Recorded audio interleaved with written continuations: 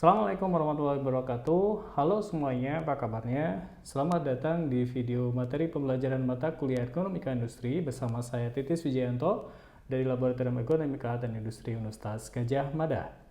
Pada video kali ini kita akan membahas terkait dengan ergonomika lingkungan. Dalam hal ini terkait dengan human thermal environment atau manusia dan lingkungan termal.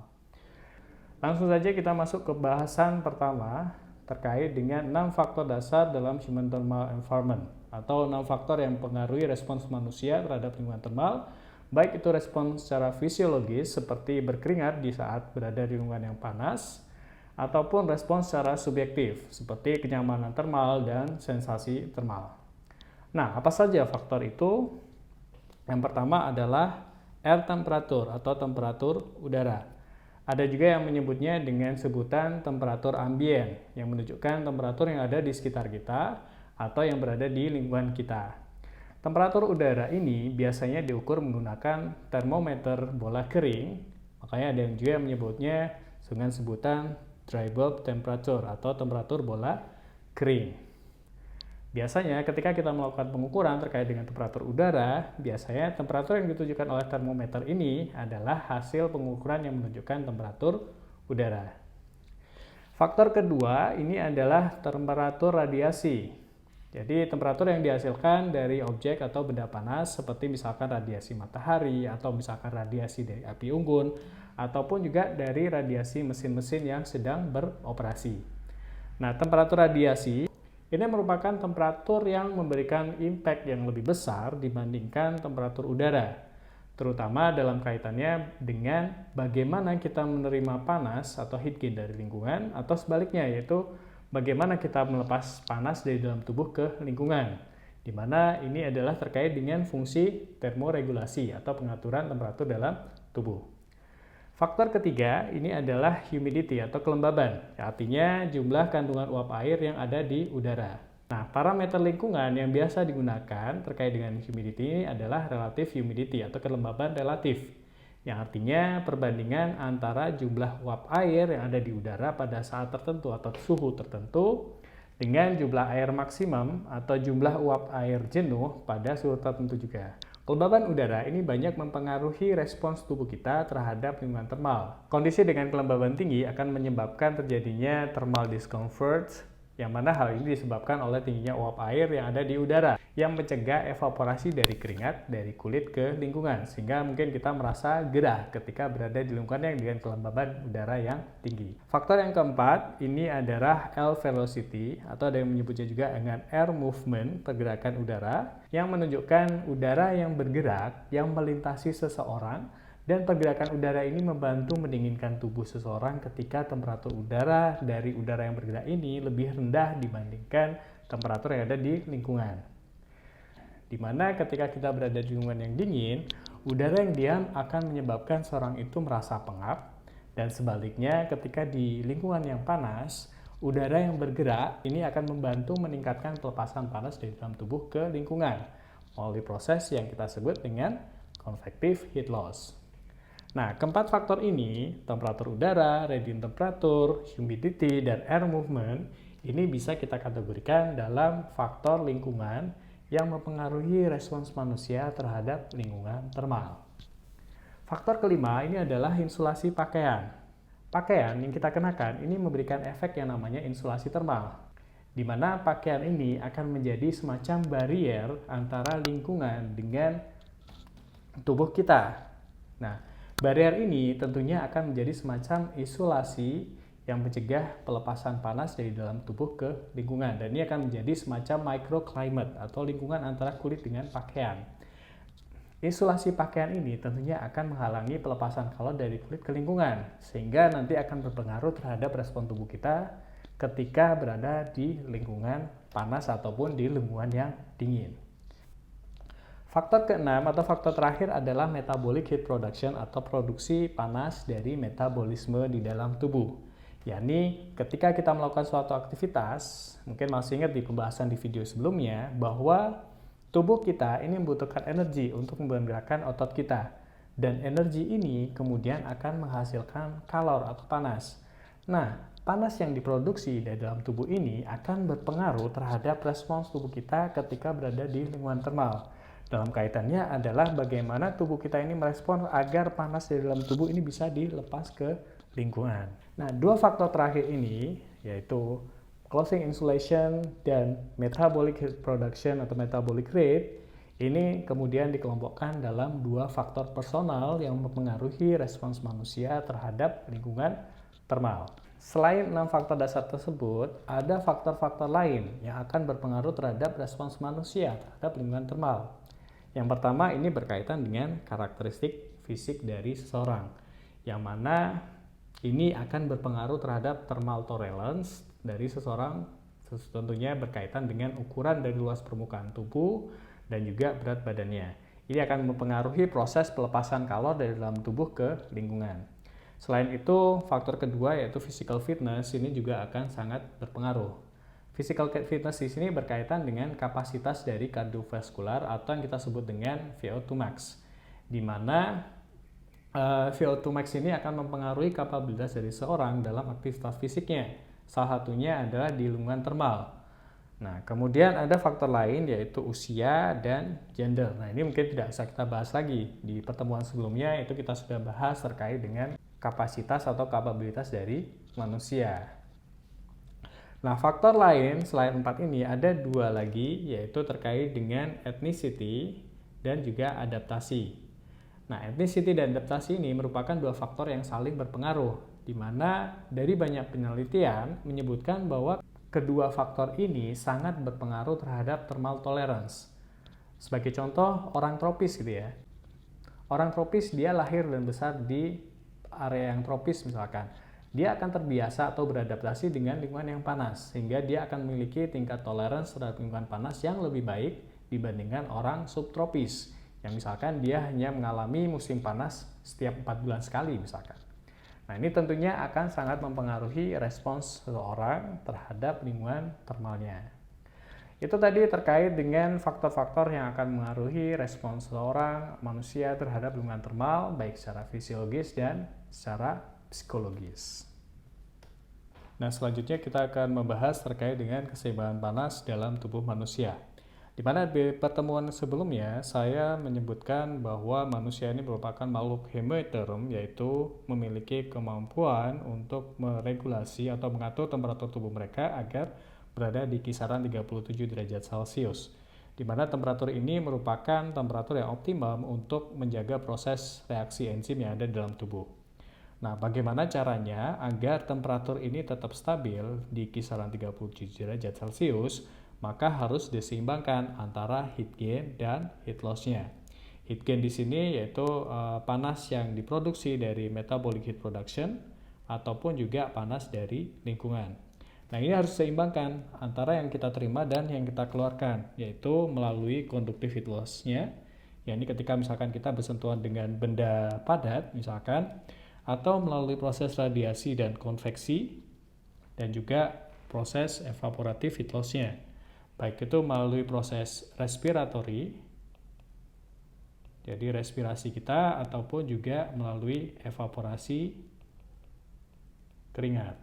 Nah, keseimbangan antara heat gain dan heat loss ini akan menjaga agar temperatur tubuh itu tetap berada di suhu yang stabil, yaitu 37 derajat Celcius. Namun, ada kalanya ternyata heat gain yang diterima itu lebih besar daripada heat loss-nya. Jadi tubuh itu tidak banyak melepaskan panas dari dalam tubuh keluar. Akibatnya terjadi adalah temperatur akan mengalami kenaikan. Nah, ketika temperatur ini naik di atas 38 derajat Celcius, maka yang terjadi adalah hypothermia. Nah, ini akan sangat berbahaya karena bisa mengakibatkan orang mengalami yang namanya misalkan heat exhaustion ataupun juga heat stroke. Nah, ini tentunya akan mengancam keselamatan manusia. Sebaliknya, ada kalanya heat gain ini lebih sedikit daripada heat loss-nya. Ini terjadi ketika kita berada di lingkungan dingin atau cold environment. Nah, dari lingkungan yang dingin ini, biasanya panas itu banyak yang dilepaskan keluar. Akibatnya, temperatur tubuh akan turun Dan ketika ini turun di bawah 35 derajat Celcius, maka akan menyebabkan yang namanya hypothermia. Sama seperti hipotermia ini pun juga akan mengancam keselamatan dari manusia. Nah, sebenarnya gimana sih mekanisme dari body heat balance ini ya? Pertama, panas dari luar lingkungan itu bisa kita peroleh dari radiasi matahari, solar radiation, ataupun juga akumulasi dari air temperature dan humidity. Nah, selain itu, radiasi dari matahari ini juga dipantulkan oleh tanah dan ini juga bisa kita terima sebagai heat gain.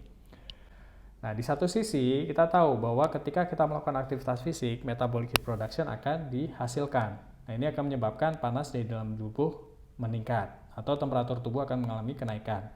Nah, untuk menjaga keseimbangannya, maka akan dilepaskan, baik itu melalui radiative heat loss, kemudian ketika ada hembusan angin, maka akan mempercepat proses convective heat loss, dan juga karena pakaian yang kita kenakan mungkin cuma pakaian yang tidak terlalu tebal, maka akan mempercepat proses evaporative heat loss. Nah, ada kondisi di mana ketika misalkan kita melakukan aktivitas fisik, di situ kita memakai pakaian yang misalkan tebal gitu ya. Nah, pakaian tebal ini ternyata dia menghalangi pelepasan dari panas tubuh kita. Karena yang saya sampaikan tadi bahwa pakaian ini dia akan berfungsi sebagai isolatornya. Jadi dia akan menjadi semacam barrier antara lingkungan yang ada di luar tubuh dan lingkungan yang ada di dalam tubuh atau yang kita sebut dengan microclimate. Nah, ini yang kemudian akan menghalangi evaporative heat loss-nya. Dan tentunya meskipun ada hembusan angin atau udara yang bergerak, maka convective heat loss ini akan cenderung lebih rendah. Di sini ada mekanisme dari tubuh untuk menjaga dan mengatur agar temperatur tubuh ini tetap stabil, atau yang kita sebut dengan istilahnya adalah termoregulasi secara fisiologis. Nah, bagaimana prosesnya? Nah, prosesnya seperti ini. Kita tahu bahwa tubuh kita kan harus terjaga agar temperaturnya normal 37 derajat Celcius. Nah, ketika kita melakukan aktivitas fisik, terutama di lingkungan panas, maka biasanya temperatur tubuh akan mengalami kenaikan. Baik itu disebabkan oleh metabolic heat production ataupun juga disebabkan oleh lingkungan.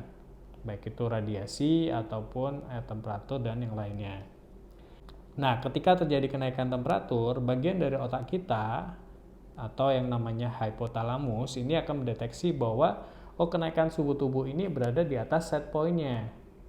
Nah, agar temperatur tubuh ini tidak sampai naik melebihi ambang batas amannya, maka hypothalamus untuk memberikan mekanisme koreksi melalui proses yang namanya salah satunya adalah vasodilation atau pelebaran pembuluh darah yang fungsinya adalah agar temperatur inti dari dalam tubuh ini bisa dialirkan melalui pembuluh darah ke permukaan kulit sehingga panas dalam tubuh ini nanti bisa dilepas ke lingkungan.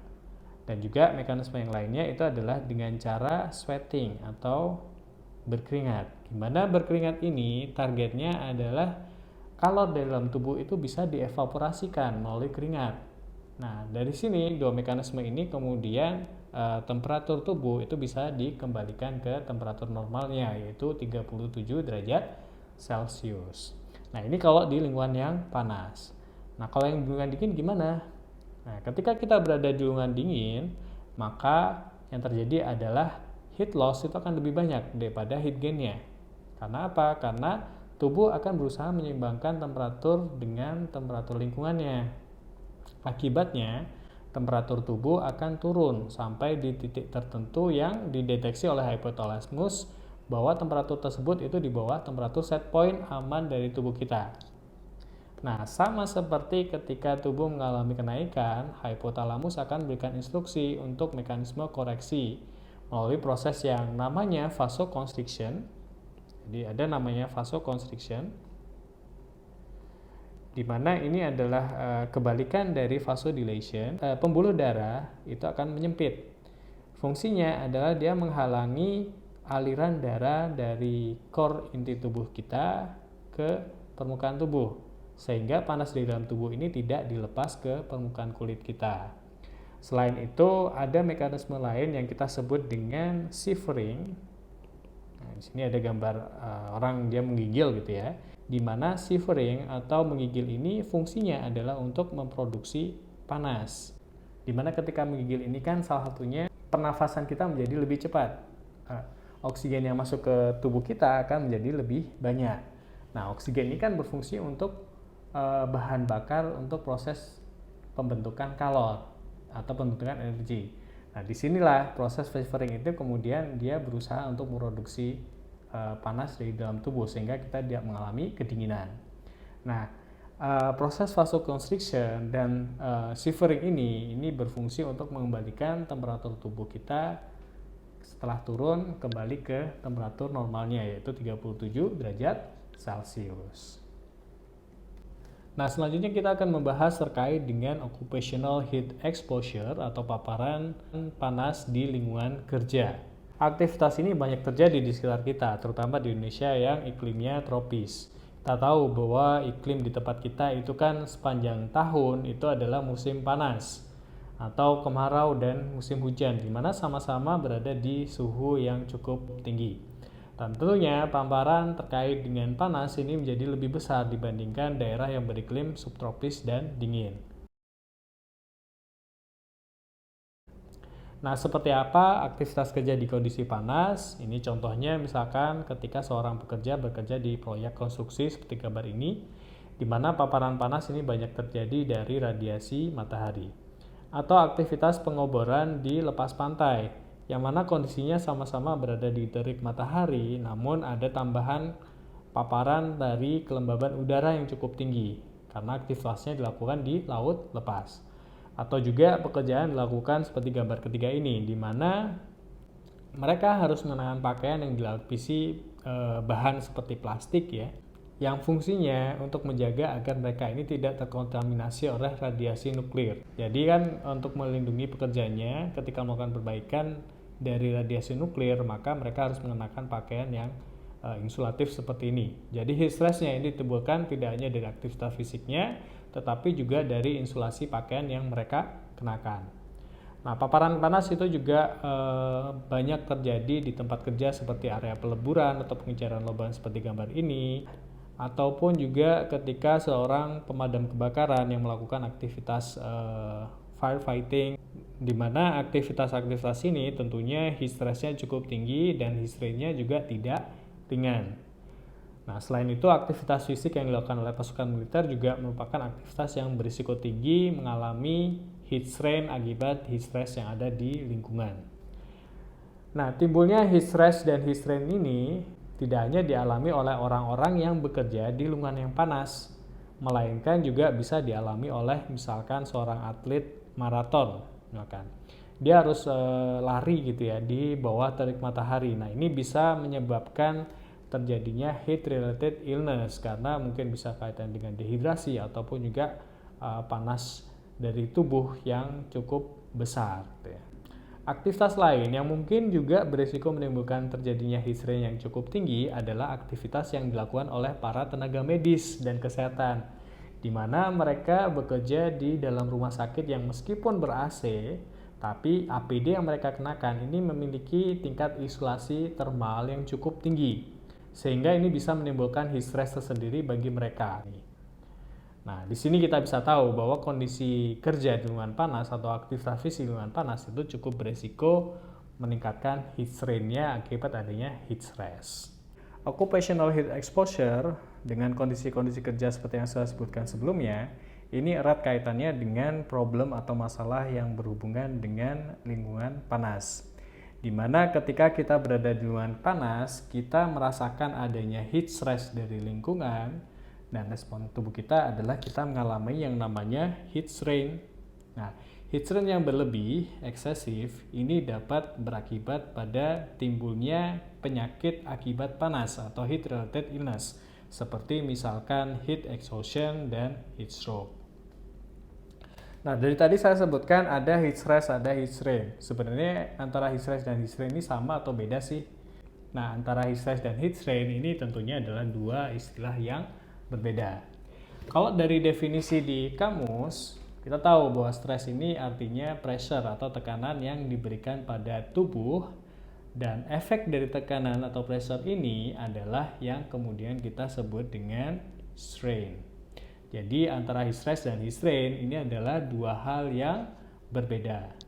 Heat stress ini bisa didefinisikan sebagai total heat load atau beban panas total, baik berupa kombinasi antara metabolic heat production, faktor lingkungan seperti temperatur udara, humidity, air movement, ataupun panas radiasi, dan juga faktor insulasi pakaian. Nah, dari definisi ini kita bisa lihat bahwa heat stress ini tidak hanya berasal dari paparan panas di lingkungan kerja, melainkan juga bisa dari panas yang dihasilkan oleh metabolisme dalam tubuh, aktivitas otot, dan juga dari insulasi pakaian yang kita kenakan. Nah, itu adalah definisi dari heat stress. Nah, bagaimana dengan heat strain? Nah, heat strain, karena tadi dikatakan strain itu adalah respons atau efek dari tekanan, maka heat strain ini bisa kita definisikan sebagai respons keseluruhan dari tubuh, baik itu secara fisiologis ataupun psikologis, ataupun juga nanti kaitannya dengan behavior terhadap heat stress yang dialami oleh tubuh kita. Dan tujuan utamanya adalah melepas panas dari dalam tubuh ke lingkungan dan ada kaitannya dengan fungsi termoregulasi.